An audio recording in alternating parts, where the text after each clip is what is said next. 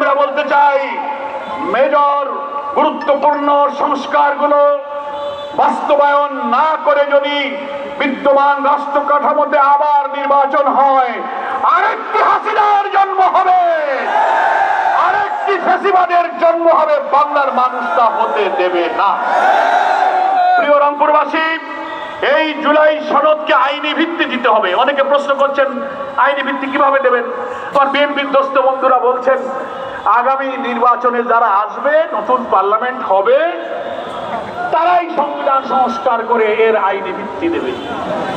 আমরা বলি, চুন খেয়ে গাল পুড়েছে, দই দেখলে ভয় লাগে। ইতিমধ্যে স্থায়ী কমিটির একজন সদস্য বক্তব্য দিয়েছেন, নির্বাচন এই ঐক্যমত্য কমিশনে এই যে সংস্কার, এই যে কমিশন, এই যে আইন বদলানোর জন্য চেষ্টা করতেছেন, যা বদলাবেন আমরা ক্ষমতায় গিয়ে সব পাল্টায় দেবো, সব বুঝে দেবো। দেখছেন না বক্তৃতা করেছে। যাওয়ার আগেই যদি বুঝে দেন তো গেলে কে ক্ষমতা নেবে আমরা জানি না, আল্লাহ কার কপালে রাখছে। তো যাইয়ে তো পারেন নাই, যাওয়ার আগেই তো বুঝে দেওয়া আরম্ভ করছেন। ফলে আপনাদের কথার উপরে কোনো বিশ্বাস রাখা যায় না। এই জন্য আমাদের কাছে ঐক্যমত্য কমিশন প্রস্তাব চেয়েছিল আপনারা আইনি ভিত্তি দেওয়ার জন্য সাজেশন দেন।